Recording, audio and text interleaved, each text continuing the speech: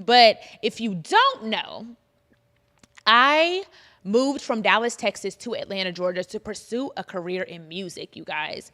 And then when Instagram got short clip videos, because Instagram used to only be pictures, and then it got videos, right? Once it got videos, I just started posting being myself. I was never posting saying, I'm going to be a comedian. I'm going to go viral. Baby, in 2015, 2014, 10 years ago, we didn't know what viral meant.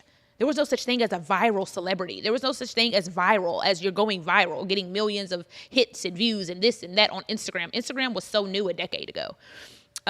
For me, I started my Instagram, I think, in 2013 or 2014, so about 10 years ago. And my viral moment was 2016, which was actually 2 years of consistency, you guys. But I didn't post on Instagram being like, I'm trying to be this comedian, I want to go viral. I was just posting being myself.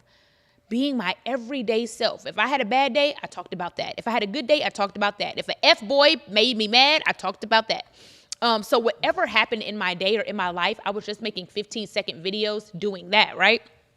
So I wanted to do music, though. I was so focused on being a musical artist. When I started making 15-second videos on Instagram, now it's like 1 minute. Then they made reels. Then they made the long version. Like, you can post 10-minute videos on Instagram. Back when I started, it was only 10 seconds.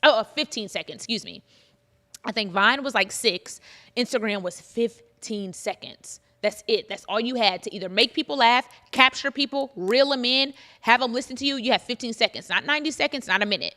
So I was making these videos, and those videos were going viral. They were getting so many hits, so many hits. And I know we're going to get to the Q&A later, but I want to answer this because a lot of people ask me, how do you find your thing? How do you find your niche? Number one, you just have to be.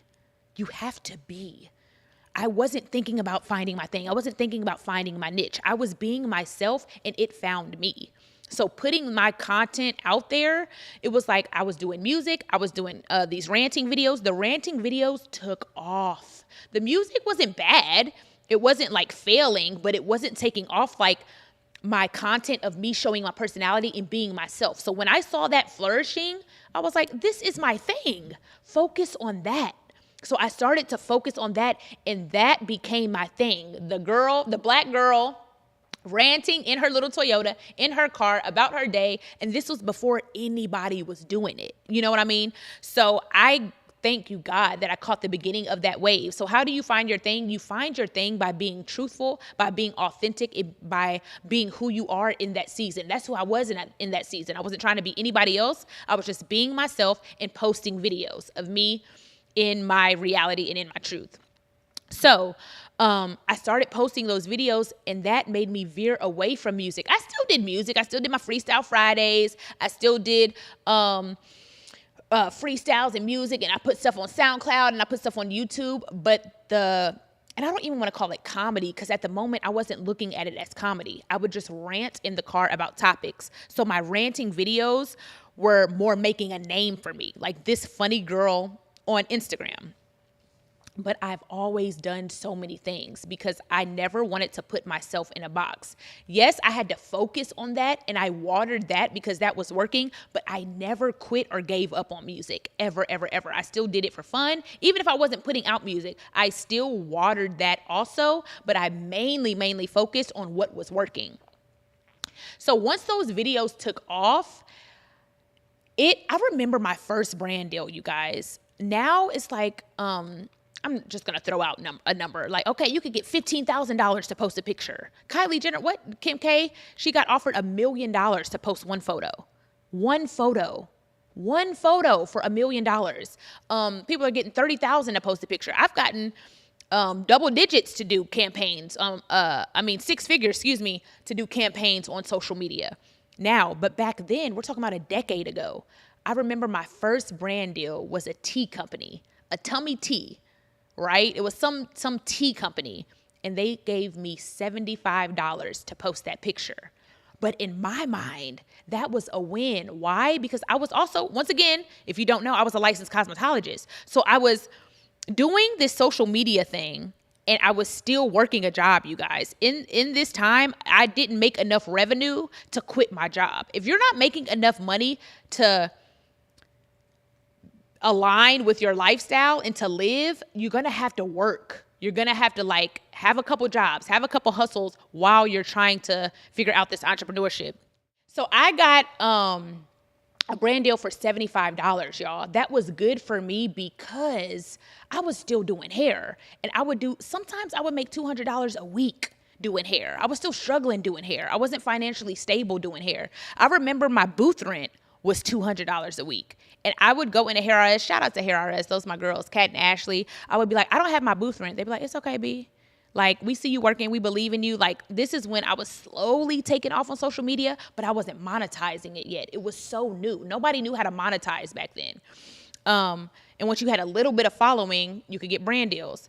Me making $75 to post a picture was a win to me. I'm like, what? $75? And I'd be in the salon all day waiting on a client to walk through the door, sometimes sitting in the salon and I didn't even have a client, hoping and praying for a walk-in. This was back then when it wasn't like you have a scheduled, day, like you could schedule online on Instagram and just click the link in my bio. No, I'm working in a real salon waiting on somebody to walk in and say, hey, do you do sew-ins? Yes, I do. $200. Dang, I can't afford that. I'll do it for $50. Please just sit in my damn chair. Please, somebody. So that $75 for that brand deal was like, yo, like I can really monetize this. But you guys, the mindset was never chasing money. The mindset was never trying to be something I wasn't. I'm telling you, the money and everything will align when you just put yourself out there being your true, authentic self. Flip it. I think people are chasing money and trying to do what they think will work or what they think will go viral or what they think the world wants to see or what they think is going to make them financially free, opposed to just showing up as their true, authentic self and letting the money that you attract by being yourself come. So flip your mindset. Be yourself, the right people, the right audience that loves you by being naturally you so you don't have to keep up a facade, and that money will come. So that was my first brand deal, $75. And now I didn't quit. I had 3 jobs, y'all. I worked in it was like a place called Sweet Auburn Seafood. I don't even know if it still exists. I was waitressing there. I was waitressing at the Tavern in Lenox. I was working at Exclusive Game. T.I. opened a restaurant. I got hired there. I worked there for like 2 days. I was like, I can't do this. Y'all need some more organization. Tip. You got to get back in the studio and get out the restaurant business because I can't do this. I had so many jobs, y'all, but I did not let those jobs go until I got more brand deals. And I was like, I'm making more posting pictures and doing brand deals than I am in the hair salon, than I am waitressing. And I'm working way more doing that. It's like I want to work smarter, not harder. So then I was able to quit my jobs and do social media full time. Do not just, sometimes, I'm not going to say don't just quit your job. Sometimes you have to step out on faith and be like, you know what, in this season, God is telling me to move. I highly suggest you fast and pray about it before you just jump. But some seasons you don't have to wait. Don't quit your job and try to start that business. You ain't got nothing saved up. You ain't got no money. And now you under a bridge talking about B Simone said, quit my job. No, player. Go on back and clock in until you can afford it. So I switched that over and I started doing entrepreneurship full time. And I didn't really call myself a comedian or become a comedian until I got on Wild 'N Out. I was like, I am not a comedian. I always wanted people to know me as doing everything.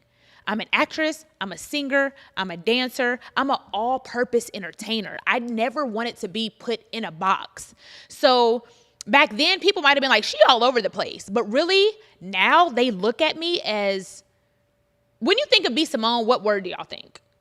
I want to know what y'all think. Comment that below. Like, what do you think when you think of B Simone? Do you think funny girl? Do you think entrepreneur? Do you think that girl do everything? Do you think rapper? Do you think... I remember her music era when she was on Sway, killing that freestyle. Yeah, I killed that freestyle. You can make it pop up, a little clip. Yeah, don't show them too much. Don't show them too much if you don't know. Yeah, millions of views. What's up? The raw shit freestyle. Yeah, you can show it, make it pop up. Yeah, don't show them too much. Don't show them too much. Yeah, get it out of there.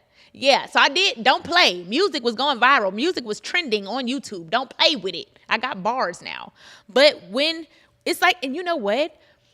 To answer your question, it might depend on when you found me. If you found me in 2016 when I was going viral, you might think of me as a comedian. If you found me by my freestyles, you might think of me as a rapper. If you found me on Wild and Out, you might think of me as an improv comedian, you know? If you found me from my book, if you found me from B Simone Beauty, you might think of me as the entrepreneur. But whatever season you found me in, that might be what you think of me as, but I always wanted to be an all-purpose entertainer. That's why I called myself the female Jamie Foxx. I'm like, Jamie Foxx does everything. When he sings, you're not laughing, baby. He is singing his heart out. When he acts, Ray Charles, wasn't nothing funny about that. I thought he was Ray Charles, and I didn't even know who Ray Charles was.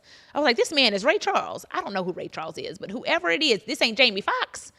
It was phenomenal. When he acts, he's taken serious. When he does music, he's taken serious. When he does comedy, he's taken serious. I just saw his comedy special for the first time. I know I'm late. Please don't talk mess about me. I know I'm late.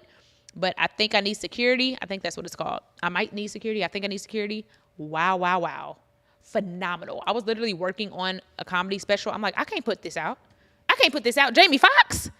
That is a real comedy special, but whatever he is doing, he's taken serious in that lane, and that has always been my goal. So you can do it all. You can be all of it, but whatever is working in your favor in that season, focus on that, water that, and when that takes off, everything else will be under the umbrella of that. Now, because I took off as this comedian, I can sing, I can dance, I can do music, I can be on Wild and Out, I can write a book, I can sell lip gloss, B Simone Beauty, because it's all under this umbrella. But it all started from me being this viral sensation, this comedian on the internet. So y'all, I want to say, people ask me this all the time. Like my homeboy literally asked me this, like recently. He's like, you are a marketing genius. How do you market? How do you market yourself? Like it's just so, anything you do, the LTTA rollout, marketing. When you rolled out your book and you was chasing the baby, marketing. When you made him your Halloween costume, that was marketing. When you did this, marketing. Baby girl, the voice, marketing. You guys, y'all want to know my secret sauce? Zoom in. I'm going to tell you my secret sauce. Come on, zoom in. Yeah. I market my truth.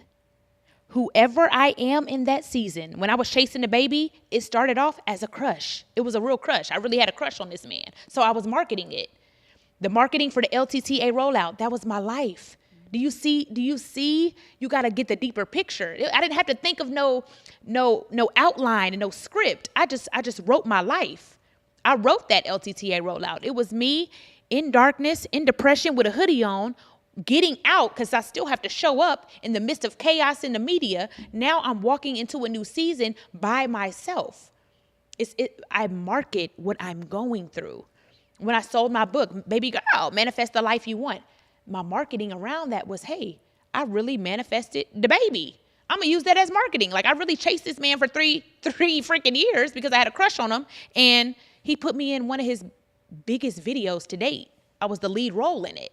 And now we actually have a platonic friendship 4 years later. Marketing for me. Yes, it has a little bit of technique here. We're going to drop on your birthday, right?